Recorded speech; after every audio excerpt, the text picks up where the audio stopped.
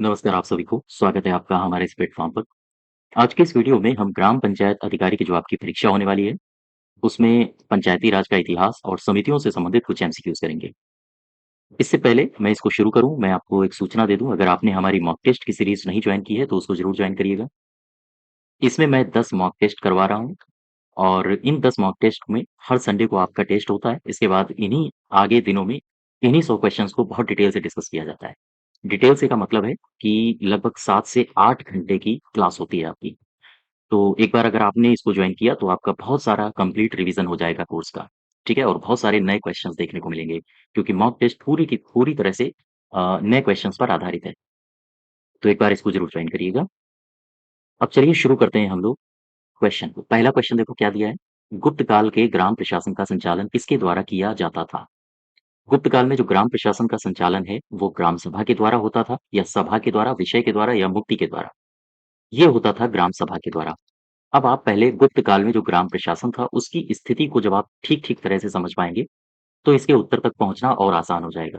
देखिए, गुप्त काल में ग्राम प्रशासन, गुप्त काल में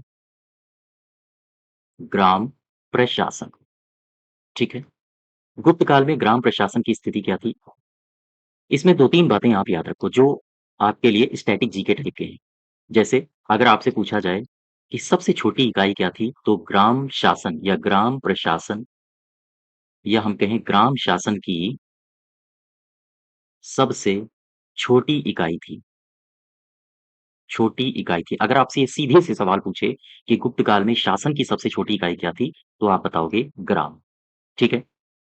यहाँ ये जो ग्राम था, ग्राम का प्रशासन कौन चलाता था? अर्थात हम अगर आपसे पूछें कि मुझे बताओ प्रशासन कौन चलाता था? तो आप बताओगे ग्राम सभा, यानी प्रशासन ग्राम सभा ही चलाती थी, ठीक है? वापस आओ ज़रा अपने क्वेश्चन में, वही आपसे पूछा है, ग्राम का जो प्रशासन था, उसका संचालन कौन करता था? वो करता था ग्राम सभा, यानी गाँव का प्रशासन ग्राम सभा चलाती थी, ठीक है? ये जो ग्राम सभा थी, इसे अलग-अलग क्षेत्रों में अलग-अलग नाम से जाना जाता था। जैसे अगर मैं बात भारत की करूँ अगर मैं बात भारत की करूँ, तो भारत में यहाँ पर आपका बिहार देखने को मिलेगा, ठीक है? और ये पूरा का पूरा है मध्य भारत, मध्य भारत। अच्छा, मध्य भारत में गुप्त काल में ग्राम सभा को क्या कहा जाता था? इसे कहा जाता था पंचमंडली। और ये जो बिहार का क्षेत्र है, यहाँ पर ग्राम सभा को कहा जाता था ग्राम जनपद। ये भी आपसे पूछे जा सकते हैं, इसलिए इनको याद रखो। बिहार में इसे ग्राम जनपद के नाम से जाना जाता था और मध्य भारत में इसे पंचमंडली के नाम से जाना जाता था। ये बात हो रही है ग्राम सभा की। क्वेश्चन ये उठता है कि भाई शासन तो ग्राम सभा चलाता था, शासन में क्या काम करता था? अगर आपसे ये पूछे कि इसके कार्य क्या थे? तो आप क्या बताओगे? अगर आपसे पूछे कार्य क्या थे, तो ज़ाहिर-सी बात है, गाँव में आजकल आपने देखा होगा कि गाँव सभाएँ जो होती हैं, वो काम क्या करती हैं? गाँव की सुरक्षा व्यवस्था, निर्माण कार्य कराना हो गया, 6-6 समितियाँ बनाई जाती हैं इनकी, उन्हीं के माध्यम से ये अन्य काम भी करवाती हैं। तो उस समय भी काम क्या होगा? उस समय भी काम होगा गाँव की सुरक्षा रखना, ग्राम की सुरक्षा व्यवस्था करना, ठीक है? और इसके अलावा निर्माण कार्य करना, निर्माण कार्य करना। इसके अलावा होगा राजस्व एकत्रित करना, राजस्व एकत्रित करना गाँव वालों से, एकत्रित करना तथा राजकोष में राजकोष में जमा कराना। ये इसका मेन टारगेट था, यही इसका मुख्य लक्ष्य था। अब मुझे बताओ, मैं एक क्वेश्चन आपसे पूछता हूँ, नोट बना के आप इसको लिख लेना चूँकि यहाँ से एग्ज़ाम में क्वेश्चन्स पूछे जा सकते हैं, ठीक है? एक ताम्रपत्र मिला है, एक मिला है ताम्रपत्र, इसको कहा जाता है ताम्रपत्र, इसे कहा जाता है दामोदरपुर का ताम्रपत्र, दामोदरपुर का ताम्रपत्र, ठीक है? ये जो दामोदरपुर का ताम्रपत्र है, इसमें ग्राम सभा के अन्य पदाधिकारियों के नामों का वर्णन मिलता है। जैसे आपने सुना होगा महत्तर, अष्टकुलाधिकारी, तो दामोदर ताम्रपत्र में ग्राम सभा के ग्राम सभा के पदाधिकारियों पदाधिकारियों का वर्णन मिलता है, ठीक है? ये पदाधिकारी कौन-कौन से होते थे?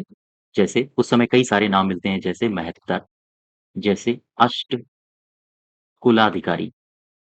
ठीक है? आपसे पूछा जाए ये अष्टकुलाधिकारी नामक पद ये कब होता था? तो आप सीधी-सी बात है ये ग्राम से संबंधित है, तो अगर ऐसे आपसे पूछा जाए कि अष्टकुलाधिकारी नामक ग्रामिक अधिकारी या ग्राम से संबंधित अधिकारी ये किस युग में था? तो आप बताओगे गुप्त काल में, ठीक है? एक पदाधिकारी होता था जिसको कहा जाता था ग्रामिक, एक होता था कुटुम्बिन। तो ये जो ग्रामिक था, इसको पकड़ो। ये जो दामोदरपुर के ताम्रपत्र में ग्रामिक शब्द का वर्णन है, यही ग्रामिक शब्द गुप्त काल में गाँव का मुखिया होता था। गुप्त काल में गाँव का प्रधान होता था। बात समझ पा रहे हो? इसी ग्रामिक को कहा गया है। तो यहाँ तक क्लियर हुआ? अब वापस आओ अपने क्वेश्चन में। वही आपसे पूछा है गुप्त काल में ग्राम प्रशासन का संचालन किसके द्वारा किया जाता था? तो आप बताओगे ग्राम सभा के द्वारा। ठीक है? दूसरा देखो, चोलकालीन अग्रहार ग्राम के संचालन इनका संचालन किस संस्था के द्वारा किया जाता था? सिंपल सा क्वेश्चन है। अग्रहार ग्राम, सबसे पहले तो आप इस शब्द से परिचित हो। अग्रहार होता क्या था? हालाँकि इसका जो किस संस्था के द्वारा ये संचालित होता था, तो इसका सही उत्तर होगा महाजन। लेकिन मैं आपको चोल काल में लिए चलता हूँ। चलो भाई, चोल काल, ध्यान दो। चोल युगीन चोल युगीन ग्राम प्रशासन।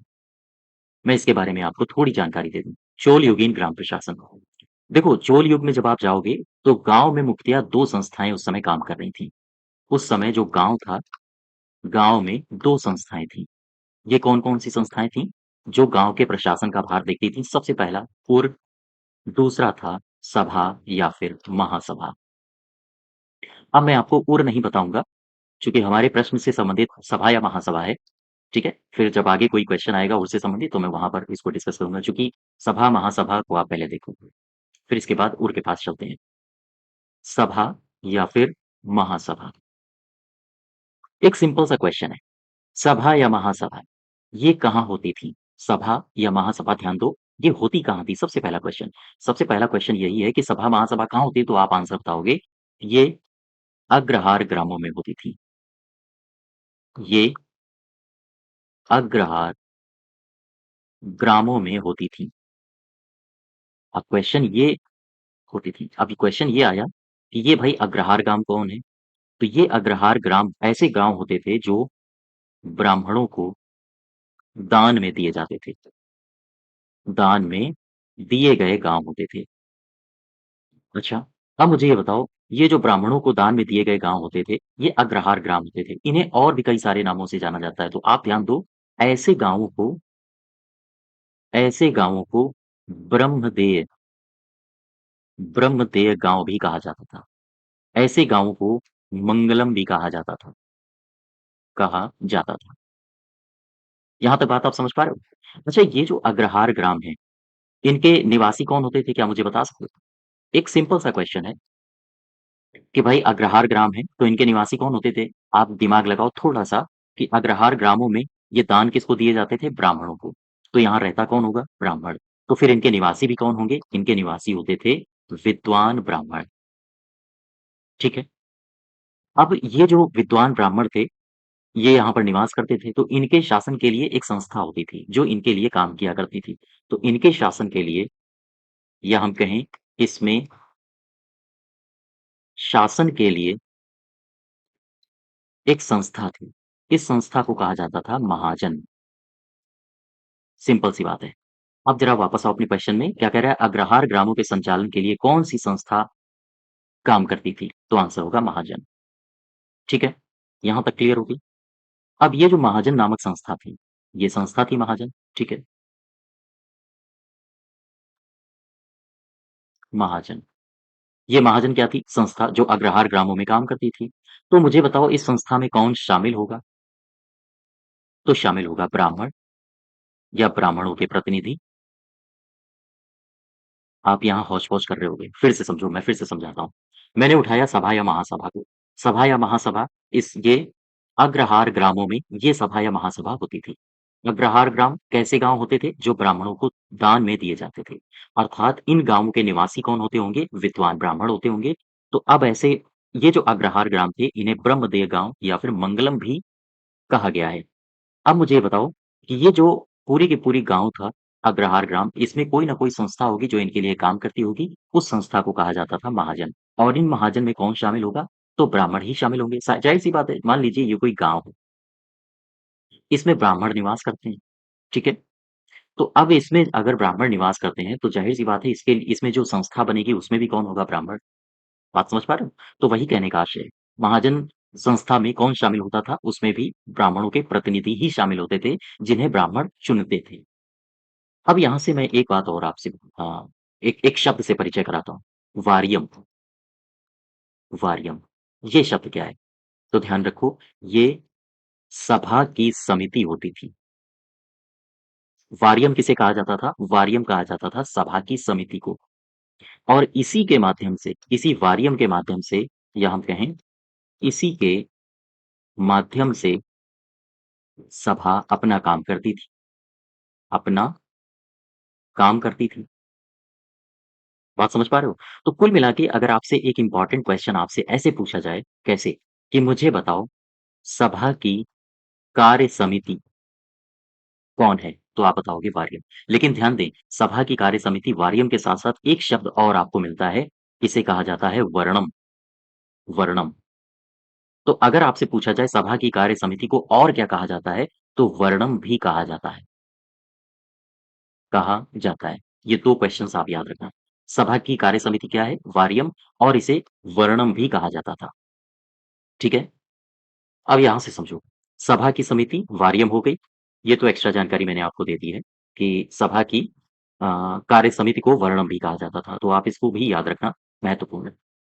अब यहाँ से देखो मैं आपको एक बात बताता हूँ, ये जो सभा थी या फिर महासभा, सभा या महासभा, सभा या महासभा में कई समितियाँ होती थीं। इसमें कई समितियाँ होती थीं और ये समितियाँ अलग-अलग विभागों का काम देखती थीं। अलग-अलग विभागों का ये काम देखती थी, ठीक है? अब मुझे बताओ ये जो कई समितियाँ होती थीं, इन्हें वारियम के नाम से जाना जाता था, वारियम कहा जाता था। तो अगर आपसे पूछे कि ये जो अलग-अलग समितियाँ थीं, ये किस नाम से जानी जाती थीं, तो इन्हें वारियम कहा जाता था। और एक बात ध्यान रखना, अगर आपसे एक्स्ट्रा में पूछ दे कि सभा की कार्य समिति को और भी किस नाम से जाना गया है, तो वर्णम के नाम से जाना गया है। अब देखो मैं कई सारे विभागों के नाम लिखता हूँ और उसमें वारियम जोड़ता हूँ, तो देखना कौन-कौन से विभाग बनते हैं। या ये कई सारे कौन-कौन से विभागों के लिए काम करती थी। जैसे मैंने लिखा, मैं यहाँ पर कुछ समितियाँ लिख रहा हूँ, गौर करना। जैसे मैंने लिखा तोट, आगे मैं जोड़ रहा हूँ वारियम, ठीक है? तोटा वारियम। मैंने लिखा एरी, फिर मैंने जोड़ा वारियम। मैंने लिखा पोन, फिर मैंने लिखा वारियम। मैं पोन वारियम, अब इसमें इसमें कंप्लीट पढ़ो, तोटा वारियम, एरी वारियम, पोन वारियम, पंच वारियम, है ना? संवत्सर, संवत्सर वारियम।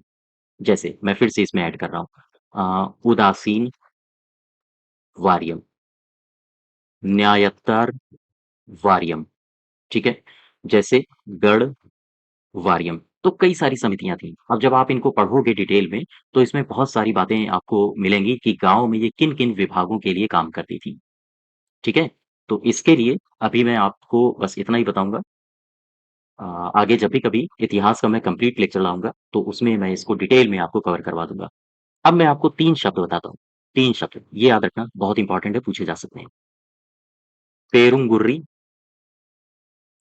पेरूमक्कल, पेरूमक्कल और वारियप पेरूमक्कल, ठीक है? ये 3 शब्द याद रखना। पेरुंगुर्री किसे कहा जाता था? ये महासभा को कहा जाता था, कहा जाता था। यानी महासभा को क्या कहा गया है? इसे कहा गया है पेरुंगुर्री। पेरूमक्कल इसके सदस्यों को कहा जाता था, इसके सदस्यों को कहा जाता था। और वारी पेरूमक्कल, अब देखो मुझे बताओ, पेरूमक्कल इसको उठा लो इतना, पेरूमक्कल सदस्य के, और वारियम किसे कहा जाता था पता है? पीछे आओ, वारियम, वारियम समितियों को कहा जाता था। तो अब मुझे बताओ, वारियम का अर्थ हो गया समिति और मक्कल का अर्थ हो गया सदस्य। तो इसका अर्थ क्या हो जाएगा? इसका अर्थ हो जाएगा समिति के सदस्य, समिति के सदस्य। तो मुझे बताओ समिति के सदस्यों को क्या कहा जाता था? वारिया पेरूमक्कल, ठीक है? पेरूमक्कल इसके सदस्यों को कहा जाता था और पेरूमकुर्री किसे कहा जाता था? महासभा को कहा जाता था। यहाँ तक बात आप समझ पा रहे हो? वापस आओ अपने क्वेश्चन में। अग्रहार ग्रामों के संचालन किस संस्था द्वारा किया जाता था? तो आप बताओगे महाजन। इसको एक बार फिर समझ लो, ये आप कन्फ्यूज़ मत करना इसमें। सभा या महासभा, मैंने आपको क्या बोला? चोल युगीन ग्राम प्रशासन। गाँव में 2 संस्थाएँ काम कर रही थीं, उर और सभा या महासभा। मैंने सभा या महासभा को उठाया। मैंने कहा, ये अग्रहार ग्रामों में होती हैं। तो सबसे पहला क्वेश्चन तो ये आया, ये अग्रहार ग्राम क्या थे? आप बताओगे ये ब्राह्मणों को दिए गए गाँव थे। इनके निवासी भी कौन होंगे? ब्राह्मण होंगे। ऐसे गाँवों को ब्रह्मदेव गाँव या मंगलम भी कहा जाता था। इसमें शासन के लिए एक संस्था होती थी, इस संस्था को कहा जाता था महाजन। इस तरह के इंपॉर्टेंट फैक्ट्स हैं जो आपको पता होने चाहिए, जैसे आपके इस एमसीक्यू में पूछा गया है। ये जो संस्था थी इसमें कौन शामिल होता था? तो ज़ाहिर-सी बात है कि ब्राह्मणों के गाँव में संस्था होगी, जहाँ ब्राह्मण निवास करते होंगे, तो उसमें शामिल होने वाले व्यक्ति भी ब्राह्मणों के प्रतिनिधि ही होंगे, है ना? वारियम वारियम सभा की समिति को कहा जाता था। इसी के माध्यम से सभा अपना काम करती थी। सभा की कार्य समिति को वर्णम भी कहा गया है। इसको भी याद रखना, ये शब्द भी इम्पोर्टेंट है। सभा या महासभा ये कई इसकी कई समितियाँ होती थीं और ये अलग-अलग विभागों का अपना-अपना काम देखती थीं। तो कई समितियाँ होती थीं, समितियों को आमतौर पर वारियम कहा गया है। अगर हम समितियों की बात करें तो बहुत सारी हमें समितियाँ इतिहास के पन्नों में देखने को मिलती हैं, जैसे तोट्टा वारियम, इसका क्या काम होता था, वो मैं आपको डिटेल में बताऊँगा। एरी वारियम, कोन वारियम, पंच वारियम, संवत्सर वारियम, उदासीन वारियम, न्यायत्तर वारियम, गढ़ वारियम। ठीक है? यहाँ मैंने आपको 3 शब्द बताए।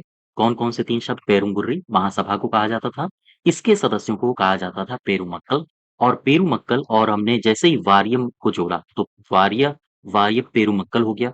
अब अगर हम इसका अर्थ निकालेंगे तो पेरुमक्कल का हो गया सदस्य और वारियम का अर्थ होता था समिति, अर्थात समिति के सदस्यों को क्या कहा जाता था? वारियम पेरुम मक्कल।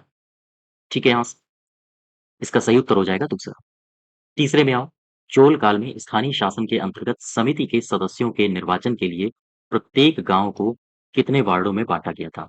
सिंपल सा क्वेश्चन है, फिर से समझो।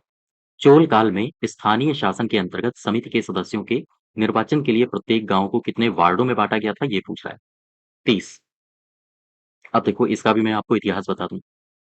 समिति के सदस्य, मान लो ये कोई समिति है, ठीक है?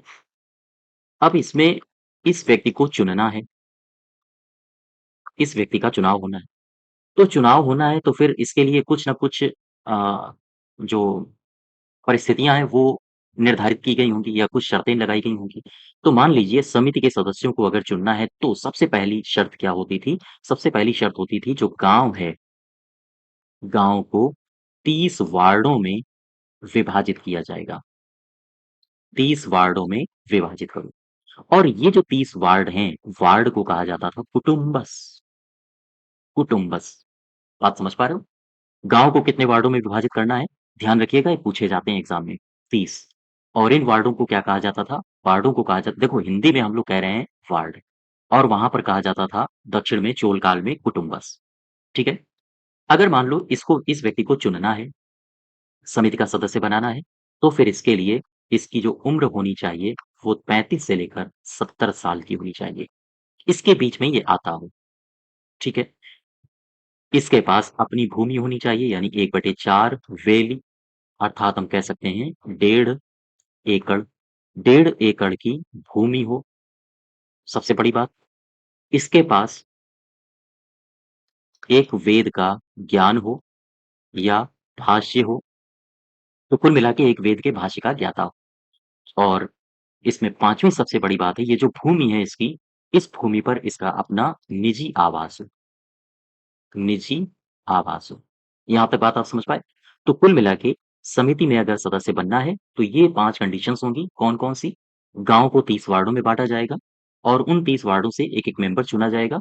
साथ ही साथ अगर किसी व्यक्ति को चुनना है, तो उसकी कम से कम उम्र 35 साल होनी चाहिए, 35 साल, और अधिक से अधिक 70 साल। 1/4 वेली या 1.5 एकड़ की भूमि उसके पास होनी चाहिए।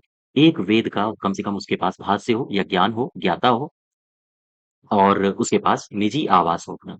तो इसमें सही उत्तर क्या हो जाएगा? कितने वार्डों में बाँटा जाता था? आप बताओगे 30 वार्डों में। ठीक है? वापस आओ। इसमें ये सारा मैंने आपको बता ही दिया है। नेक्स्ट देखो, क्वेश्चन नंबर चौथा। चौथे से पहले मैं आपको बता दूँ, क्वेश्चन नंबर चौथा ये है, इससे पहले मैं आपको बता दूँ कि अगर आप ग्राम पंचायत अधिकारी की तैयारी कर रहे हो, तो टेस्ट सीरीज़ आपकी लगातार चल रही है, जैसा मैंने आपको वीडियो की शुरुआत में बताया था। यहाँ पर 10 मॉक टेस्ट आपको कराए जा रहे हैं। और ये 10 मॉक टेस्ट 70 प्लस घंटे का रिवीजन कोर्स के तरीके से आप इसको यूज़ कर सकते हो, देख सकते हो। फीस काफ़ी कम है, तो आप अपने आप को रजिस्टर करके ले सकते हो। और इसमें आपको क्या-क्या विशेषताएँ मिलेंगी, नए सारे के सारे प्रश्न मिलेंगे, जो कि मार्केट से हटके होंगे। पंचायती राज योजना, पंचायती राज पर जो 65 अंक आ रहा है, उस पर खासा ध्यान रखा गया है।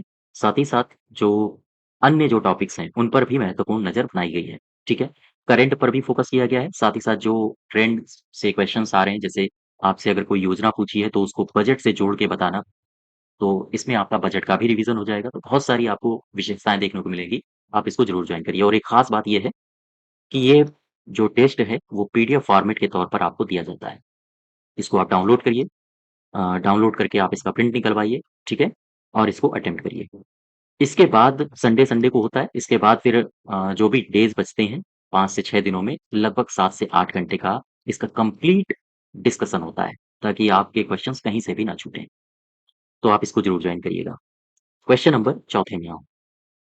विजयनगर साम्राज्य में स्थानीय शासन से संबंधित संस्थाएँ कौन-सी थीं? विजयनगर शासन की तरफ चलो अब आप। सभा भी थी, नाडु भी थी, ये दोनों सही हो जाएँगे।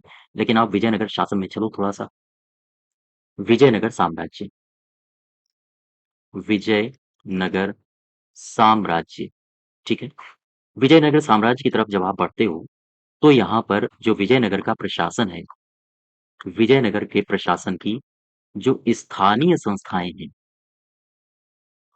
संस्थाएँ, वो हमें 2 देखने को मिलती हैं।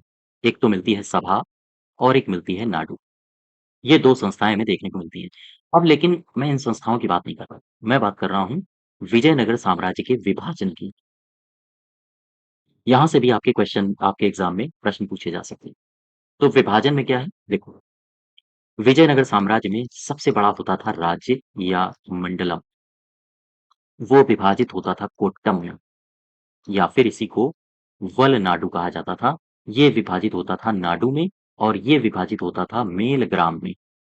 मेलग्राम फिर विभाजित होता था आपके ग्राम या फिर उर में, ठीक है? ये राज्य या मंडलम इसको क्या कहोगे? विजयनगर साम्राज्य का सबसे बड़ा प्रशासनिक प्रभाग, सबसे बड़ा प्रशासनिक प्रभाग। अगर आपसे पूछा जाए कि मुझे बताओ विजयनगर साम्राज्य का सबसे बड़ा प्रशासनिक प्रभाग कौन था? तो आप बताओगे मंडलम। कोट्टम, वलनाडु, नाडु। अब आ जाओ मेलग्राम को उठा लो, जहाँ से आपके एग्ज़ाम में क्वेश्चन्स पूछे जाते हैं, मैं उन्हीं की चर्चा कर रहा हूँ। मेलग्राम को 50 गाँवों का समूह कहा जाता था, ठीक है? अब उठा लो ग्राम या उर। ग्राम या उर ये प्रशासन की सबसे छोटी इकाई थी, सबसे छोटी इकाई थी। तो अगर आपसे पूछा जाए मुझे बताओ कि विजयनगर साम्राज्य का के विभाजन में नाडु किन 2 स्तरों के बीच में था? तो आप क्या बताओगे? वलनाडु और मेलग्राम। ऐसे करके क्वेश्चन्स पूछे जाते हैं, नज़र बना के रखनी है। विजयनगर साम्राज्य में विजयनगर साम्राज्य में सबसे बड़ा प्रशासनिक प्रभाग क्या था? तो आप बताओगे मंडलम। सबसे छोटा प्रशासनिक प्रभाग क्या था? तो आप बताओगे ग्राम या उर। मेलग्राम को कितने गाँवों का समूह कहा गया है? आप बताओगे 50 गाँवों का समूह। मुझे बताओ, ग्राम या उर और नाडु के बीच में कौन-सा प्रभाग था? तो आप बताओगे मेलग्राम। ऐसे करके किसी प्रकार से क्वेश्चन बना सकता है, ठीक है? तो नज़र बना के रखो। वापस आओ ज़रा। विजयनगर साम्राज्य में स्थानीय प्रशासन से संबंधित संस्थाएँ कौन-कौन सी थीं? सभा भी थी और नाडु भी थी, ठीक है? नेक्स्ट देखो। क्वेश्चन नंबर है 5वाँ। ग्राम पंचायत के संदर्भ में कौन-सा कथन असत्य है? असत्य कौन-सा है? ग्राम पंचायत के संदर्भ में कह रहा है कि 21 वर्ष की आयु का गाँव का प्रत्येक नागरिक ग्राम सभा का सदस्य माना जाता है। नहीं, ये गलत है। गाँव सभा का तो सदस्य 18 वर्ष का होता है। भाई निर्वाचक नामावली में अगर आपका नाम है तो आप ग्राम सभा के सदस्य हो। 21 वर्ष तो चुनाव लड़ने के लिए होता है, तो ये तो गलत हो गया। पंचायती राज संस्था की सबसे छोटी कार्यात्मक इकाई गाँव पंचायत है। हाँ, ठीक है। सबसे छोटी कार्यकारी इकाई पूछा है ना? पंचायती राज संस्था की सबसे छोटी कार्यकारी इकाई ग्राम पंचायत है, ठीक है। अगला दिया है कि अ, ग्राम पंचायत की अवधि 5 वर्ष की होती है। हाँ, ये भी ठीक है। ग्राम पंचायतें ग्रामीण स्तर पर विकास संबंधी कार्यक्रम निर्धारित करती हैं। हाँ, ये भी सही है। तो इसमें 5वें में कौन-सा सही हो जाएगा? 5वें में कह रहा है गलत कौन-सा है? तो यही पहला वाला गलत हो जाएगा। अब इसमें देखो मैं आपको ग्राम पंचायत से 3-4 बातें आपको रिवाइज़ करवा दूँ। ग्राम पंचायत, ठीक है? ध्यान दो। अगर आपसे पूछा जाए कि मुझे बताओ ग्राम पंचायत की घोषणा कौन करता है? राज्य सरकार करती है, आप सबको पता होगा। लेकिन कितनी मिनिमम आबादी होनी चाहिए? तो आप क्या बताओगे? देखो, 1000 आबादी वाले गाँव या फिर गाँव समूह? गाँव समूह। तो 1000 आबादी वाले गाँव या गाँव समूह को राज्य सरकार पंचायत क्षेत्र घोषित कर सकती है, घोषित कर सकती है। यहाँ तक बात आप समझ पाए? अब इसमें मैं क्वेश्चंस निकालता हूँ। अगर आपसे पूछा जाए कि पंचायत क्षेत्र घोषित करने के लिए कम से कम कितनी आबादी होनी चाहिए? तो आप बताओगे 1000 आबादी वाले गाँव हों या फिर गाँव के समूह। दूसरा क्वेश्चन, पंचायत क्षेत्र घोषित कौन करता है? तो आप बताओगे राज्य सरकार करती है। 2 क्वेश्चन कंप्लीट हुए। ध्यान दीजिएगा, अगर फिर मैं आपसे पूछूँ कि पंचायत क्षेत्र के लिए न्यूनतम आबादी कितनी होनी चाहिए? तो आप बताओगे कम से कम 1000। और ये घोषणा कौन करेगा? आप बताओगे राज्य सरकार। अब एक मैं धारा आपको रिवाइज़ करवाता हूँ। धारा है 11 का खा। ये धारा काफ़ी महत्वपूर्ण है, गौर करिएगा इसको। ये धारा क्या कहती है? धारा कहती है कि मान लीजिए ये कोई पंचायत है, ठीक? ये कोई है पंचायत। अब हुआ क्या? पंचायत में सामान्य चुनाव हुए, इसमें सामान्य चुनाव हो गए। लेकिन परिस्थिति क्या हुई? परिस्थिति कुछ अच्छी नहीं रही। अच्छी कैसे नहीं रही? इसका जो परिणाम आना था, परिणाम में प्रधान का चुनाव होना था, लेकिन परिणाम उल्टा आया। परिणाम क्या आया? परिणाम में हुआ क्या? प्रधान का चुनाव नहीं हो पाया। मान लेते हैं। और दूसरी कंडीशन ये रही कि जो सदस्य चुने जाते हैं, वो 2/3 से कम सदस्य चुने गए, ठीक है? अब मुझे बताओ प्रधान का चुनाव हो ही नहीं पाया है। चुनाव हुए लेकिन प्रधान का चुनाव नहीं हो पाया। तब ऐसी कंडीशन में क्या होगा? ऐसी कंडीशन में राज्य सरकार के पास अधिकार है कि वो यहाँ पर प्रशासनिक समिति बना सकती है। और वो कौन-सी धारा ऑर्डर दे रही है? अधिनियम 1947 की धारा है, धारा 11 का खा। ये अधिकार दे रही है राज्य सरकार को कि वो इन कंडीशंस में गाँव में प्रशासनिक समिति बना सके। तो यहाँ पर ये अगर कंडीशन घट जाती है कि प्रधान का चुनाव हो ही नहीं पाया है और 2/3 से कम सदस्य चुने गए हैं, तो सरकार सरकार एक प्रशासनिक समिति बना सकती है। ये कंडीशन ये टर्म्स एंड कंडीशंस याद रखना, ये दोनों। और सरकार प्रशासनिक समिति गाँव के लिए कब बना सकती है? तो इस इन कंडीशंस के लिए। और किस धारा में दिया गया है? तो धारा है 11 का खा। अब मुझे बताओ, ये जो प्रशासनिक समिति सरकार ने बनाई है, प्रशासनिक समिति, ठीक है? ये जो प्रशासनिक समिति सरकार ने बनाई है, इस प्रशासनिक समिति में कुछ न कुछ सदस्य होंगे। बोलो भई, ऐसे तो बन नहीं जाएगी, तो कुछ न कुछ सदस्य होंगे। इन सदस्य ये जो भी सदस्य होते हैं, इनकी योग्यता क्या होती है? तो ऐसे सदस्य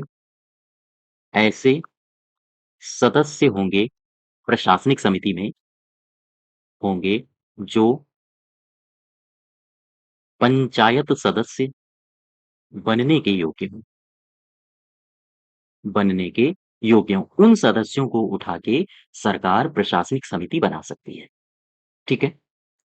अब क्वेश्चन ये आता है, ये जो प्रशासनिक समिति है, इसमें सदस्यों की संख्या कितनी होगी? सदस्यों की संख्या किसकी? सदस्यों की। तो सदस्यों की संख्या का निर्धारण, इसका जो निर्धारण होगा, वो राज्य सरकार करती है, राज्य सरकार करेगी। यहाँ तक आप बात समझ पा रहे हो? और इसमें एक बात और याद रखना, ये जो प्रशासनिक समिति है, जब भी सरकार इसका जिस तिथि से गठन कर देगी, उस तिथि से ये अधिकतम 6 माह तक काम करेगी। ये सारी की सारी कंडीशंस आपको याद रखनी है। वापस आओ, मैं एक बार फिर से आपको रिवाइज़ करवा देता हूँ। 1947 अधिनियम ये कौन-सा है? ये है संयुक्त प्रांत पंचायती राज अधिनियम। इसकी एक धारा है 11 का खा। इस 11 के खा में कहा गया है कि अगर पंचायतों में सामान्य चुनाव होते हैं, लेकिन परिणाम कुछ विपरीत आते हैं। परिणाम में होता क्या है कि पंचायत का चुन मान लीजिए प्रधान का चुनाव नहीं हो पाया या 2/3 से कम सदस्य चुने गए हैं, तो ऐसी स्थिति में सरकार उस पंचायत के लिए एक प्रशासनिक समिति बना सकती है। ठीक है? अगर आपसे पूछे प्रशासनिक समिति बनाने का अधिकार किसका है, तो आप बताओगे सरकार का। ये जो प्रशासनिक समिति होगी, इसमें उन्हीं सदस्यों को डाला जाएगा जो ग्राम पंचायत में सदस्य बनने योग्य हों, यानी कम से कम 21 साल की उम्र होनी चाहिए। उस क्षेत्र के निवासी होनी चाहिए, है ना? तो इस तरह की योग्यताएँ उनके पास होनी चाहिए। तीसरी कंडीशन है कि प्रशासनिक समिति में कितने सदस्य होंगे, इसका निर्धारण स्वयं राज्य सरकार करेगी। कोई निर्धारित संख्या नहीं है, ये राज्य सरकार के विवेक पर छोड़ दिया गया है, अर्थात ये राज्य सरकार का विवेकाधीन अधिकार है। ठीक है यहाँ तक? ये प्रशासनिक समिति अगर एक बार बन गई, तो फिर मैक्सिमम 6 महीने तक ये काम करेगी और अगर इससे ज़्यादा इसने काम कर लिया, तो फिर ये ग्राम की संस्था के रूप में काम आगे करती रहेगी। लेकिन फिलहाल आपको मैक्सिमम अवधि याद रखनी है, बस यही आपसे पूछा जाएगा। प्रशासनिक समिति अधिकतम कितने समय तक काम करेगी? 6 महीने तक। ठीक है? यहाँ तक वापस आ जाओ अपने सवाल में। 5वें का सही उत्तर क्या हो जाएगा? पहला वाला, ठीक है? नेक्स्ट देखो, क्वेश्चन नंबर 6 जनता पार्टी की सरकार द्वारा पंचायती राज की कार्यप्रणाली के अध्ययन के लिए किस समिति का गठन किया गया? जनता पार्टी की सरकार ने किसका गठन किया था? जनता पार्टी ने किया था अशोक मेहता का। तो आंसर हो जाएगा आपका अशोक मेहता। अब मैं आपको अशोक मेहता से संबंधित बहुत सारी बातें हैं जो आपके एग्जाम में पूछी जा सकती हैं। अशोक मेहता समिति, इसके बारे में डिटेल में देख लो एक बार।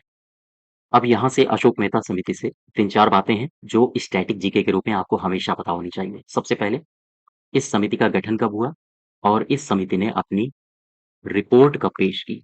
तो इसका जो गठन हुआ था 1977 में, रिपोर्ट पेश की थी 1978 में। ठीक है? इस समिति ने अपनी कितनी टोटल सिफारिशें दी हैं? तो आप बताओगे सिफारिशें दी हैं 132। ये जो समिति थी इसमें टोटल कितने सदस्य थे? तो आप बताओगे टोटल थे 13 सदस्य। ठीक है? अब चलो इसकी मैं सिफारिशों की आगे चलता हूँ। सिफारिशों को पढ़ता हूँ। इस समिति की सिफारिशें, ठीक है? देखो, ये जो समिति थी, इसने कई सारे सुझाव दिए, जिसमें से एक सबसे महत्वपूर्ण सुझाव था, इसने कहा कि जो त्रिस्तरीय पंचायती राज व्यवस्था है, मैं उसको अस्वीकार करता हूँ। इसने केवल और केवल 2 स्तर पर अपना राजीनामा दिया। इसने कहा निचले स्तर पर मंडल पंचायत होनी चाहिए और ऊपर होना चाहिए जिला पंचायत या जिला परिषद, ठीक है? तो सबसे पहली सिफारिश इसकी क्या होगी? अशोक मेहता जी की त्रिस्तरीय त्रिस्तरीय पंचायत के स्थान पर द्विस्तरीय पंचायत की स्थापना करना। ये बात आप समझ पा रहे हैं? कुल मिला के जो त्रिस्तरीय पंचायती राज व्यवस्था थी, उसके स्थान पर द्विस्तरीय पंचायती राज व्यवस्था की सिफारिश करना। अच्छा ये जो मंडल पंचायत में इनसे पूछा गया अशोक मेहता जी से कि भाई मंडल पंचायत आप बना तो रहे हो, ग्राम पंचायत को खत्म करके, लेकिन मुझे बताओ इसमें कितने मेंबर्स होंगे? या इसमें कितनी आबादी में आप मंडल पंचायत को बना रहे हो? तो अशोक मेहता जी ने साफ-साफ कहा कि जो भी हम मंडल पंचायत बनाएँगे या जो भी सरकार मंडल पंचायत बनाएगी, उसमें 15,000 से लेकर 20,000 की आबादी होनी चाहिए। ठीक है? यानी कि 15,000 से लेकर 20,000 की जनसंख्या में एक मंडल पंचायत बनेगी। तो इनसे पूछा गया कि भैया ये जो 15 से 20,000 की आबादी है, लगभग इसमें कितने गाँव आएँगे? तो इन्होंने कहा लगभग 10 से 15 गाँवों का समूह होगा ये, गाँवों का समूह होगा। ये बात समझ पाए? मंडल पंचायत में अशोक मेहता के अनुसार कितनी आबादी में एक मंडल पंचायत बनेगी? तो आप बताओगे 15,000 से लेकर 20,000 की आबादी वाले गाँवों के समूह, जो कि 10 से 15 गाँव होंगे, इन गाँवों के समूह में एक मंडल पंचायत बनाई जाएगी। ठीक? दूसरी सिफ़ारिश इन्होंने क्या दी? इन्होंने कहा कि जो लोक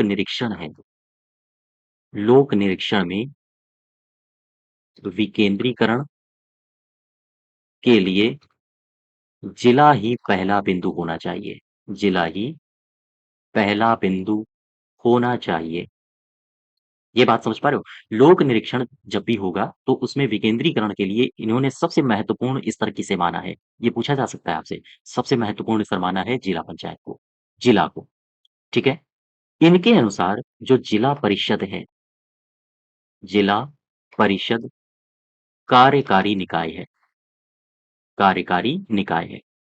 जिला परिषद कार्यकारी निकाय है, इसका मतलब क्या हुआ? इसका मतलब ये हुआ, यही परिषद जो है, यही स्तर राज्य स्तर पर राज्य स्तर पर योजना और विकास के लिए ज़िम्मेदार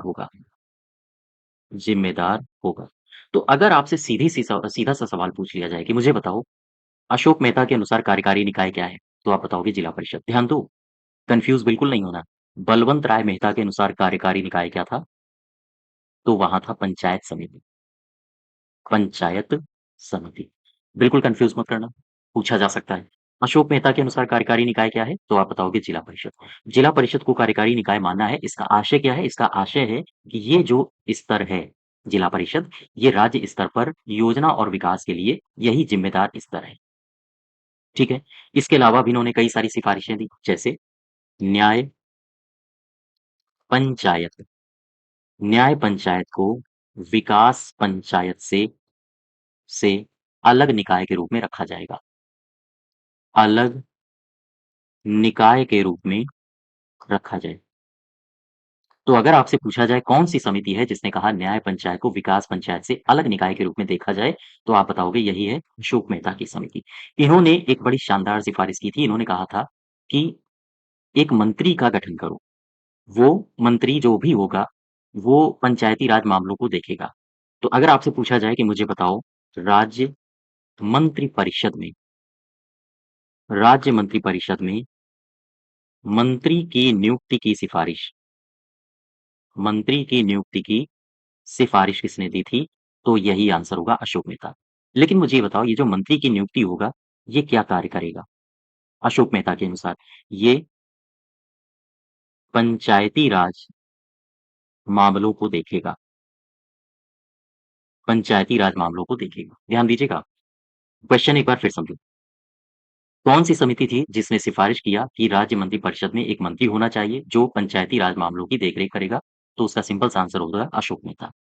ठीक है? कौन-सी ऐसी समिति थी जिसने सुझाव दिया था क्या सुझाव? कि जो भी पंचायती राज के पंचायती राज के चुनावों में राजनीतिक पार्टियां भी शामिल हों या राजनीतिक पार्टियों की भागीदारी हो। ये किसने सुझाव दिया था? ये इन्हीं अशोक मेहता ने दिया था। तो ये अशोक मेहता की कुछ सिफारिशें हैं जो आपको याद रखनी है। चलो एक बार फिर रिवाइज करवा देता हूँ। अशोक मेहता गठन कब हुआ? 1977। रिपोर्ट कब पेश की? 1978। सरकार किसकी थी उस समय? उस समय सरकार थी जनता पार्टी की। ठीक है? सिफारिशें कितनी इन्होंने पेश की? 132 और इसमें टोटल सदस्य कितने थे? 13। सिफारिशें कौन-कौन सी थी? तो सबसे पहली सिफारिश इन्होंने जिला स्तर और मंडल स्तर को अपनाया था। इन्होंने ग्राम स्तर को हटा दिया।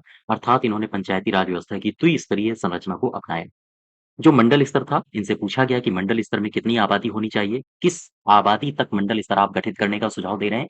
तो इन्होंने कहा कि 15,000 से लेकर 20,000 की आबादी अगर है, तो वहाँ मंडल पंचायत बना दो। अर्थात 10 से 15 गाँव के समूहों को लो और मंडल पंचायत बना दो। इनके अनुसार जो ये स्तर था जिला परिषद, ये बहुत महत्वपूर्ण स्तर था। लोक निरीक्षण में जो विकेंद्रीकरण के लिए इन्होंने पहला बिंदु सुझाया था, वो जिला को ही सुझाया था। इसलिए अशोक मेहता की नज़र में जिला परिषद बहुत महत्वपूर्ण निकाय था। जिला परिषद ही इनकी नज़र में कार्यकारी निकाय था और यही राज्य स्तर पर योजना और विकास के लिए जिम्मेदार निकाय भी था। वहीं अगर बलवंत राय की आप बात करोगे तो उनकी नज़र में कार्यकारी निकाय पंचायत समिति थी अर्थात जो बीच का स्तर था, ये वाला, ये था बलवंत राय मेहता के अनुसार। इनके अनुसार न्याय पंचायत को विकास पंचायत से अलग निकाय के रूप में रखा जाना चाहिए, तो पंचायती राज ज़्यादा सशक्त होगा और अशोक मेहता के अनुसार राज्य मंत्रिपरिषद में एक मंत्री की भी नियुक्ति होनी चाहिए, जो पंचायती राज मंत्रालय या पंचायती राज मामलों की देखरेख करेगा। ठीक है, यहाँ तक? तो इसका सही उत्तर क्या हो जाएगा? जनता पार्टी की सरकार ने किसे नियुक्त किया था? आप बताओगे अशोक मेहता। जिले को विकेंद्रीकरण की धुरी किसने बताया? अभी-अभी मैंने बताया आपको, अशोक मेहता, है ना? पीछे मैं पूरा डिस्कस कर चुका हूँ। जिले को किसने महत्वपूर्ण स्थान दिया था? तो वही है अशोक मेहता, ये जिला है और ये मंडल है। मंडल पंचायत के गठन का सुझाव किसने दिया? अशोक मेहता, है ना? सिंपल से क्वेश्चन है, अब आप कर पा रहे होंगे। निम्नलिखित में से कौन-सी पंचायती राज अशोक मेहता समिति की अनुशंसा नहीं है? बताना ज़रा। पंचायती राज व्यवस्था में करारोपण की शक्ति अनिवार्य हो? हाँ, ये बिल्कुल सही कहा था। अशोक मेहता जी ने ये भी सिफारिश की थी कि करारोपण की शक्ति होनी चाहिए पंचायती राज के पास और अशोक मेहता जी ने ये भी कहा था कि अनुसूचित जो जाति है, अनुसूचित जनजाति है, इनके लिए आरक्षण का प्रावधान भी होना चाहिए, ये भी सही है।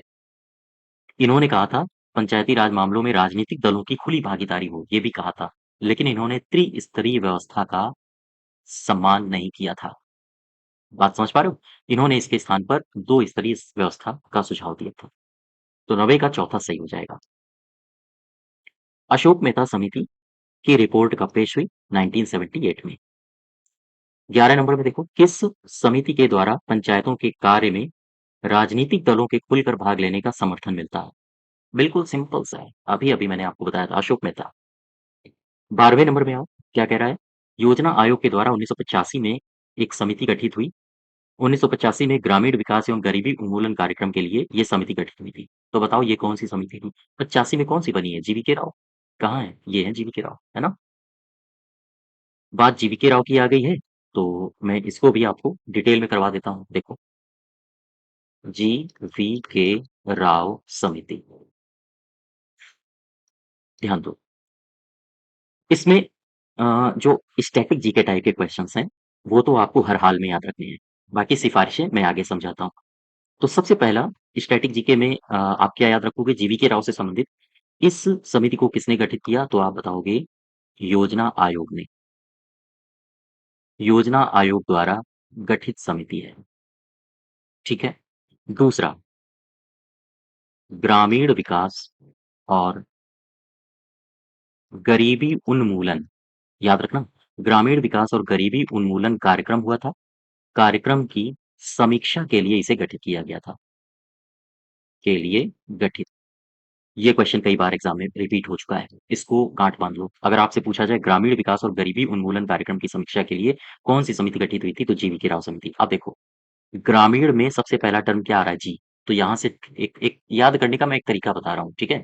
तो यहाँ से हो गया जी वी के राव, सिंपल सा है। गरीबी में भी पहला शब्द क्या आ रहा है? जी। तो फिर जीवी के राव। ऐसे ऐसे पॉइंट्स बनाया करो ताकि आपके दिमाग में एकदम से हिट हो सके। ऑप्शन आया, तुरंत हिट हो गया, है ना? जीवी के राव समिति में दो तीन बातें और मुझे बताओ। स्थापना कब हुई, या हम कहें इसका गठन कब हुआ? 1985 में। इसने रिपोर्ट कब पेश की? 1986 में। और इस समिति ने पंचायती राज को कहा बिना जड़ की घास, बिना जड़ की घास। इस शब्द को भी याद रखना।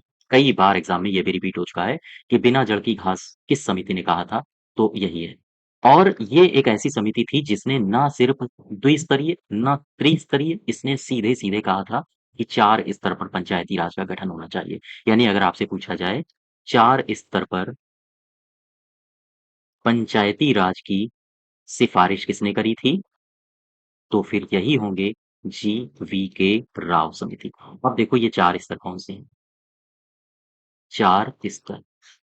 इन्होंने कहा कि एक राज्य स्तर पर समिति बना दो, राज्य स्तर पर।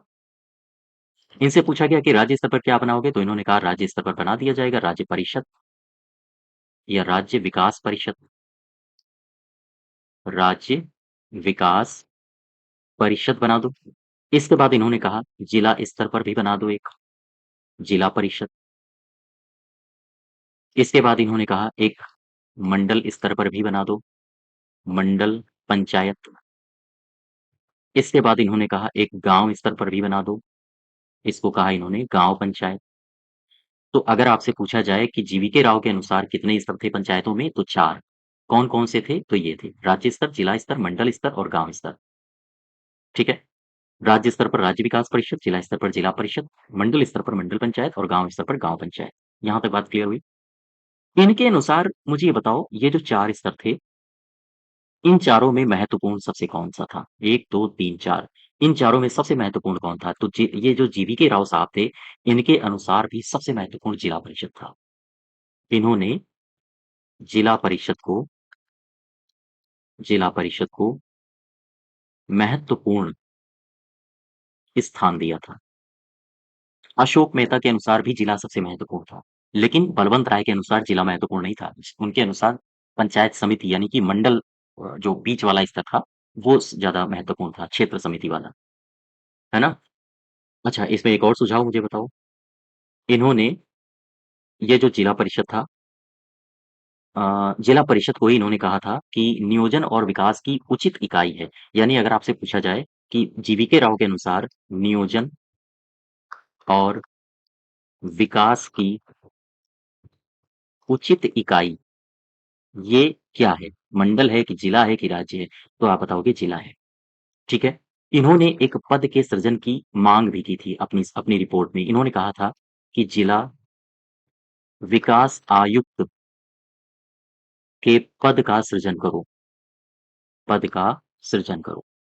ये काम क्या करेगा जिला विकास आयुक्त? तो इनसे पूछा गया कि भैया ये आप पद तो बनवा रहे हो, लेकिन ये काम क्या करेगा? तो इन्होंने कहा कि जिला परिषद जिला परिषद के मुख्य कार्यकारी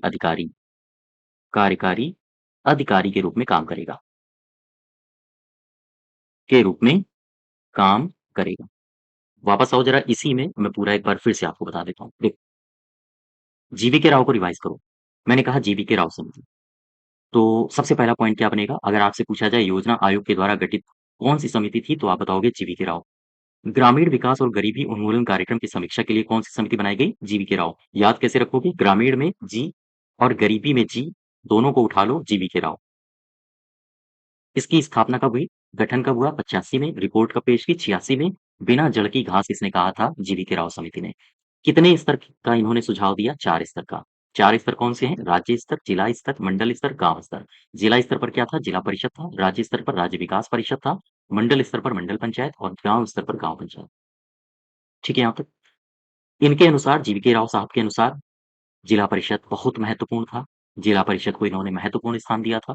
नियोजन और विकास की उचित इकाई अगर आपसे पूछा जाए जीवीके राव के अनुसार क्या थी? तो जिला थी। जिला विकास आयुक्त के पद का सृजन का सुझाव किसने दिया था? इन्हीं ने दिया था, जीवीके राव ने। इनसे पूछा गया काम क्या करेगा ये? तो इन्होंने कहा जिला परिषद के मुख्य कार्यकारी अधिकारी के रूप में इसको कार्य करना होगा। वापस आओ, 12वीं का सही उत्तर हो जाएगा जीवीके राव समिति। ठीक है? 13वां देखो। पंचायतों के दिशा सुधार हेतु 1986 में किस समिति का गठन किया गया? तो आप बताओगे 1986 में एलएम सिंघवी, एलएम सिंघवी, लक्ष्मीमल सिंघवी, ठीक है? आंसर हो जाएगा आपका एलएम सिंघवी। अब इसमें देखो मैं आपको एलएम सिंघवी समिति के बारे में पूरा का पूरा डिटेल में बता दूं, इस समिति में क्या-क्या था। इससे पहले मैं बलवंत राय मेहता साहब को उठाओ। मुझे बताओ ये समिति कब बनी थी? 1957 में। थुंगन समिति कब बनी थी? 1988 में। एलएम सिंघवी कब बनी थी? 1986 में। और अशोक मेहता कब आए थे? 1977 में। ठीक है? ये सारी बातें आप याद रखो। 1957 बलवंत हैं, 88 हैं थुंगन और एलएम सिंघवी हैं 86 और अशोक हैं 77। अब देखो मैं एलएम सिंघवी को उठाता हूँ। एलएम सिंघवी, लक्ष्मीमल सिंघवी, ठीक है? लक्ष्मीमल सिंघवी इनकी समिति में 2-4 बातें हैं जो पहले स्ट्रैटेजी के रूप में आपको हर हाल में पता होना चाहिए। जैसे ये समिति कब बनी? 1986 में, ठीक है? सरकार किसकी थी? राजीव गांधी की। राजीव गांधी की सरकार थी उस समय। इसका टाइटल क्या था? क्या उद्देश्य रख के इसको बनाया गया था? तो ध्यान रखिएगा लोकतंत्र व विकास के लिए लोकतंत्र और विकास के लिए पंचायती राज संस्थाओं का पुनरुद्धार। संस पंचायती राज संस्थाओं का पुनरुद्धार। ये था इसका मेन टारगेट। इस लक्ष्य को साधते हुए एलएम सिंघवी समिति का गठन किया गया। ठीक है? और लोकतंत्र और विकास के लिए पंचायती राज संस्थाओं का पुनरुद्धार हो, इसके संबंध में एक अवधारणा पत्र तैयार करना यही इसका लक्ष्य था। बात समझ पा रहे हो? अब इसमें देखो सुझाव क्या-क्या दिए। तो सबसे पहला और शानदार सुझाव लक्ष्मणमल ने दिया था पीआरआई। पीआरआई इसका मतलब समझ में पंचायती राज इंस्टीट्यूशंस यानी पंचायती राज संस्थाएँ हैं ये, ठीक है? पीआरआई को संवैधानिक मान्यता मिले, पीआरआईज़ को संवैधानिक मान्यता मिले। दूसरा सुझाव क्या था? इसके लिए संविधान में अलग से अध्याय जोड़ा जाए, ठीक है? इसके अलावा और कौन से सुझाव दिए? इन्होंने कहा पंचायती राज के स्वतंत्र और निष्पक्ष चुनाव हों, इसके लिए इसके लिए संवैधानिक उपबंध हों, उपबंध करो, ये भी इनका सुझाव था। और साथ ही साथ इन्होंने एक शानदार सुझाव दिया जो आपको याद रखना है। इसको तो भूलना ही नहीं है। इन्होंने कहा गाँवों के समूह के लिए गांवों के समूह के लिए न्याय पंचायत की स्थापना हो। बात समझ पा रहे हो? इसके अलावा इन्होंने कहा ग्राम सभा को प्रत्यक्ष लोकतंत्र की मूर्ति या ग्राम सभा प्रत्यक्ष लोकतंत्र की मूर्ति है, या हम ऐसे कह सकते हैं कि ग्राम सभा को प्रत्यक्ष लोकतंत्र की मूर्ति बताया। तो अगर आपसे पूछा जाए कौन सी समिति है जिसने ग्राम सभा को प्रत्यक्ष लोकतंत्र की मूर्ति बताया है, तो आप बताओगे यही है। ठीक है। अच्छा, इसके अलावा एक और सुझाव इन्होंने दिया, बड़ा शानदार सुझाव था वो। इन्होंने कहा न्यायिक अधिकरणों की स्थापना। न्यायिक अधिकरणों की स्थापना हो। न्यायिक अधिकरणों की स्थापना कहाँ हो? कहाँ पर? पीआरआईज़ के चुनाव में। दूसरा, पीआरआईज़ यानी पंचायती राज इंस्टीट्यूशंस के अगर विघटन हो जाता है तो वहाँ पर ये काम करेगा, और साथ ही साथ पीआरआईज़ पंचायती राज इंस्टीट्यूशंस के जो भी कार्य होंगे, अगर वो कार्य इनसे संबंधित कोई विवाद हो जाए, कोई विवाद हो, तो इन विवाद के निस्तारण के लिए ये जो न्यायिक प्राधिकरण है, ये काम आएँगे। वो इन ऐसी स्थिति में जो भी विवाद उत्पन्न होंगे, उनका निस्तारण करेगा। आई होप आप इसको समझ नहीं पाए होंगे, मैं फिर से समझाता हूँ। देखो, एलएम सिंघवी ने क्या कहा? एलएम सिंघवी ने कहा कि न्यायिक प्राधिकरणों या न्यायिक अधिकरणों की स्थापना करो। तो इनसे पूछा गया कि न्यायिक अधिकरणों की स्थापना कैसे? क्यों? कारण क्या होगा? तो इन्होंने कहा कि मान लीजिए पंचायती राज इंस्टीट्यूशंस में कल को चुनाव होते हैं, उसमें कोई विवाद आ जाए, पंचायती राज इंस्टीट्यूशंस के विघटन हो जाए तो उसमें कोई विवाद आ जाए, या पंचायती राज संस्थाओं के कार्य करने में या कार्य के बँटवारे में अगर कोई विवाद होता है, तो उनका ये निस्तारण करेंगे। बात समझ पाए? हाँ, वापस आओ अपने क्वेश्चन में। पंचायतों के दिशा सुधार के लिए 1986 में कौन-सी समिति बनी थी? एलएम सिंघवी। मैं इसको एलएम सिंघवी को एक बार फिर से आपको बता देता हूँ, रिवाइज़ करवा देता हूँ। देखो, एलएम सिंघवी, ये समिति बनी कब? 1986 में। सरकार किसकी थी? राजीव गांधी की। हमारे साथ-साथ बोलो सब आप लोग। लोकतंत्र व विकास के लिए पंचायती राज संस्थाओं का पुनरुद्धार करना इसका मेन लक्ष्य था, या इन्हीं इन्हीं लक्ष्यों को साधते हुए एलएम सिंघवी समिति का गठन किया गया। इनकी सिफारिशें क्या थीं? सबसे पहली सिफारिश, पंचायती राज संस्था को संवैधानिक मान्यता दो। इसके लिए अगर आपको संविधान में अलग से भाग भी स्थापित करना पड़े तो करो। पंचायती राज के स्वतंत्र और निष्पक्ष चुनाव हों, इसके लिए संवैधानिक उपबंध हों। गाँवों में गाँव के जो समूह हैं, उनके लिए न्याय पंचायत की स्थापना करिए। तो न्याय पंचायत का सुझाव किसने दिया? इन्हीं ने। ग्राम सभा को प्रत्यक्ष लोकतंत्र की मूर्ति किसने बताया? इन्हीं ने। और इन्होंने कहा कि न्यायिक अधिकरण की स्थापना करो, ताकि वो मामलों का या विवादों का निस्तारण कर सकें। कौन से विवाद? जैसे पंचायती राज के चुनाव में उठने वाले विवाद, पंचायती राज संस्थाओं के विघटन में उठने वाले विवाद, और पंचायती राज संस्थाओं के कार्यों से संबंधित विवाद। इन विवादों का निस्तारण के लिए न्यायाधिकरण की स्थापना करना, ये सुझाव एलएम सिंघवी साहब ने दिया। क्वेश्चन नंबर 14 देखो। पंचायत समिति के संदर्भ में कौन सा कथन असत्य है? असत्य का मतलब गलत है। खंड के सभी ग्राम पंचायतों के सरपंच इसके सदस्य होते हैं। हाँ, बिल्कुल सही है। पंचायत समिति मतलब समझ रहे हो? ये बीच वाली समिति पूछ रहा है आपसे। ये ये समिति बीच वाली, ये गाँव पंचायत, ये पंचायत समिति और ये जिला स्तर।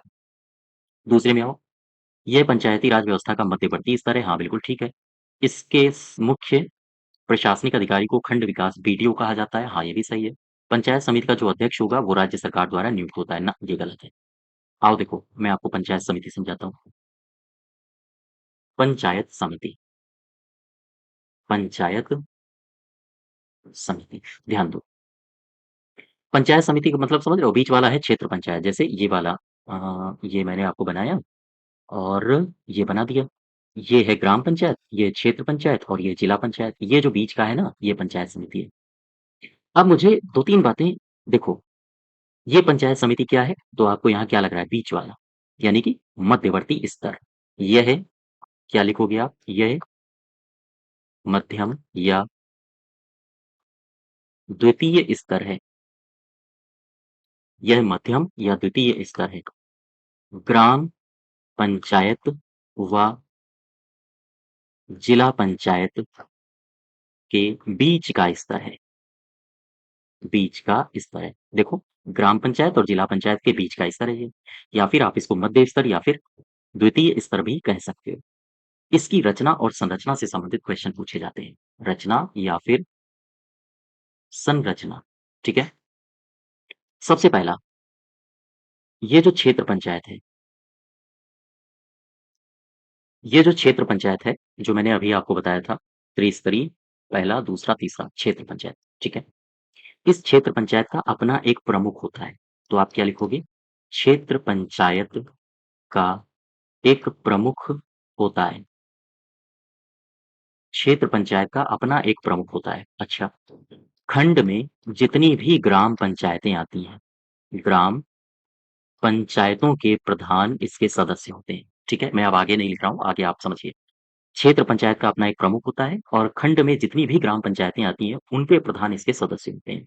अच्छा, प्रत्यक्ष निर्वाचन से इसके सदस्य चुने जाते हैं। सदस्य चुने जाते हैं, यानी कि जनता वोट करती है क्षेत्र पंचायत के सदस्यों के लिए। फिर यही सदस्य, ध्यान दो, चुने गए चुने गए सदस्य ही प्रमुख का चुनाव करते हैं। प्रमुख का चुनाव करते हैं। और इसमें कौन शामिल होता है? इसमें शामिल होता है उस क्षेत्र के लोकसभा और विधानसभा के सदस्य। ठीक है? और इसमें कौन शामिल होता है? राज्यसभा और विधान परिषद के ऐसे सदस्य जो यहाँ पर यानी इस क्षेत्र में निर्वाचक के रूप में पंजीकृत हैं। के रूप में पंजीकृत हैं। वो सारे के सारे लोग इसमें शामिल होते हैं। अच्छा, अगर आपसे पूछा जाए इसका सचिव कौन होता है? तो सचिव होता है बीडीओ, ब्लॉक डेवलपमेंट ऑफिसर। ठीक है? वापस आओ जरा, मैं एक बार फिर समझा दूँ। पंचायत समिति क्या है? यह एक मध्यम स्तर या द्वितीय स्तर है। ग्राम पंचायत और जिला पंचायत के बीच का ये स्तर होता है। इसकी संरचना में कौन-कौन शामिल होता है? तो क्षेत्र पंचायत का अपना खुद का एक प्रमुख होता है, जो प्रत्यक्ष रूप से चुने गए क्षेत्र पंचायत के सदस्यों के द्वारा ही चुना जाता है। खंड में ग्राम पंचायतों के जितने भी प्रधान आते हैं, उस खंड में जितने भी ग्राम पंचायत आएँगी, उनके सबके प्रधान इसके सदस्य होते हैं और इसके अलावा उस क्षेत्र के लोकसभा और विधानसभा के सदस्य इसके सदस्य होंगे। साथ ही साथ राज्यसभा और विधान परिषद के ऐसे सदस्य जिनका नाम यहाँ पर निर्वाचक के रूप में है, वो सारे के सारे यहाँ पर पंजीकृत होंगे, यहाँ के सदस्य होंगे। और इसका सचिव कौन होता है? सचिव होता है बीडीओ। इसका जो गलत उत्तर होगा, वो हो जाएगा चौथा। ठीक है? 15 देखो। पंचायत का चुनाव लड़ने के लिए न्यूनतम आयु कितनी होनी चाहिए? इस प्रश्न का उत्तर तो हालाँकि बिल्कुल सही है, 21 साल। लेकिन मैं आपको कुछ चीज़ें और एक्स्ट्रा में बता देता हूँ, ताकि अगर आपसे क्वेश्चन कहीं से भी पूछे तो आप उसका उत्तर दे सको।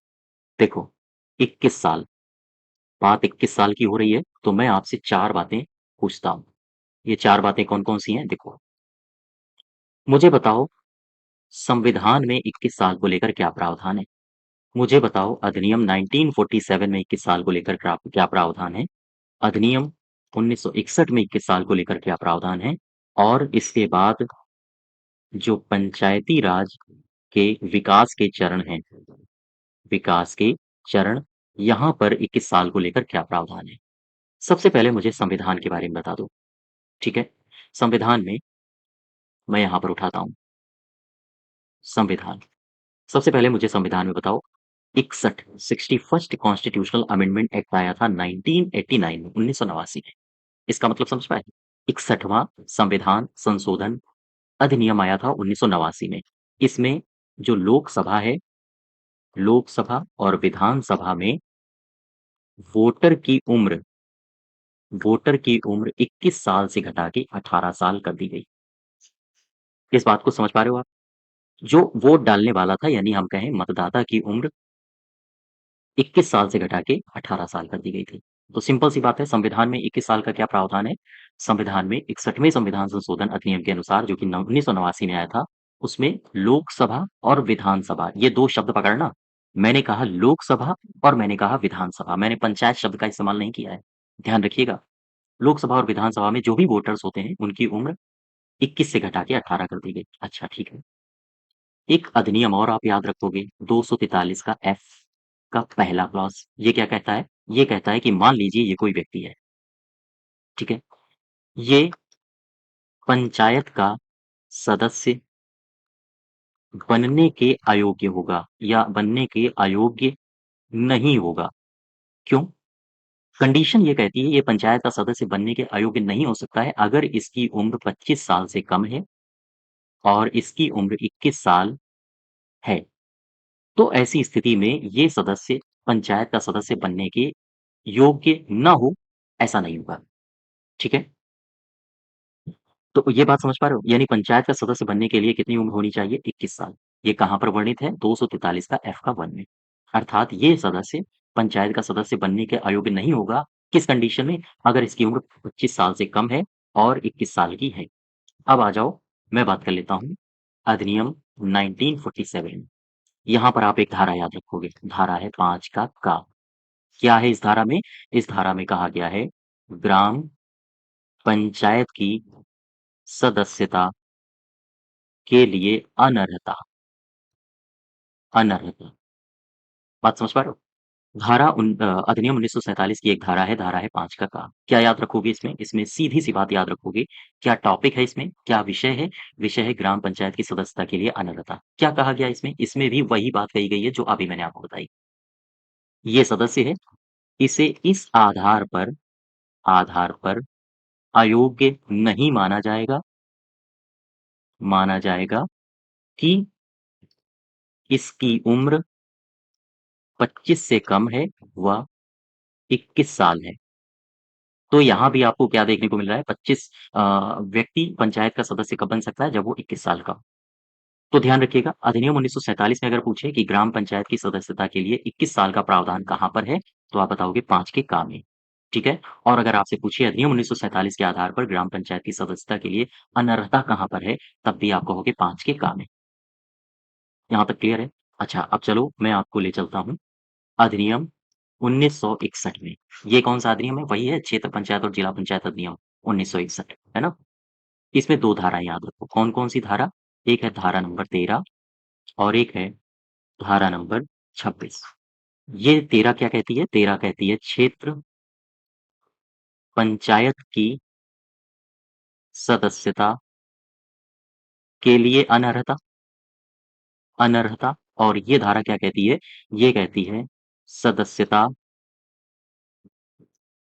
या सॉरी, ये कहती है सदस्य या अध्यक्ष होने के लिए अनर्हता, अनर्हता। ठीक है? तो यहाँ से डायरेक्ट आपसे क्वेश्चन पूछा जा सकता है कि बताओ अधिनियम 1961 की कौन-सी धारा है जो क्षेत्र पंचायत सदस्य की अनर्हता से संबंधित है? तो आप बताओगे धारा 13। यहाँ से डायरेक्ट आपसे क्वेश्चन पूछा जा सकता है कि बताओ अधिनियम 1961 के तहत कौन-सी धारा है जो ये जिला पंचायत के लिए है? ठीक है? जो जिला पंचायत के सदस्यों और अ, अध्यक्ष के लिए जो अनर्हता की बात करता है वो कौन-सी धारा है? तो आप बताओगे धारा नंबर है 26। ठीक है? क्षेत्र पंचायत के लिए बोले तो 13 और जिला पंचायत के लिए बोले तो 26। बात समझ पा रहे हो? अब चलो मैं एक और आपको डिस्कस कर देता हूँ। उत्तर प्रदेश के उत्तर प्रदेश के पंचायती राज के विकास के चरण, विकास के चरण। उत्तर प्रदेश में पंचायती राज के विकास में एक चरण आप उठा लो। कौन-सा चरण है? वो है पंचायतों के विकास का चौथा चरण, चौथा चरण। कब से कब तक रहा? 1972-73 से लेकर 1981-82 तक। बात समझ पा रहे हो? पंचायतों के विकास का ये चौथा चरण है, कब से कब तक? 72-73 से लेकर 81-82 तक। इसी दौरान एक चुनाव होता है। ये चुनाव कौन-सा था? इसे कहा गया गाँव पंचायतों का 5वाँ सामान्य निर्वाचन। ये 5वाँ सामान्य निर्वाचन कब हुआ था? मार्च 1982 से लेकर जुलाई 1982 तक। इस बात को समझ पा रहे हो? मैंने कहा पंचायतों के विकास का उत्तर प्रदेश में चौथा चरण ये कब से कब तक रहा? 1972 से 1981-82 तक। ठीक। इसी दौरान या चौथे चरण में ही 5वाँ सामान्य निर्वाचन हुआ था। कब से कब तक हुआ? मार्च 1982 से लेकर जुलाई 1982 तक। ये ऐसा सामान्य निर्वाचन था अर्थात ये जो मैं बात कर रहा हूँ 5वाँ सामान्य निर्वाचन की, कब से कब तक हुआ? फिर से बताओ ज़रा मुझे? 1982 1982 लेकिन ये था जुलाई, है ना? और ये था मार्च, यानी मार्च 1982 से जुलाई 1982 तक 5वाँ सामान्य निर्वाचन हुआ। इसमें आपसे एक क्वेश्चन पूछा जा सकता है। इसमें प्रश्न ये पूछा जा सकता है कि बताओ इस सामान्य निर्वाचन में ग्राम ग्राम ना लिखो चूँकि उस समय गाँव था। ग्राम तो 94 के आस-पास बनेगा। गाँव सभाओं की संख्या कितनी थी? तो आप क्या बताओगे? 740 ये रट लीजिए बिल्कुल, 740-60 गाँव सभाओं की संख्या कितनी थी? 5वें सामान्य निर्वाचन के समय 740-60 और यही वो दौर था जब मतदाता की उम्र 21 से घटाकर घटाकर 18 साल की गई। तो ध्यान दो, 21 से घटा के 18 साल अभी मैंने आपको क्या बताया?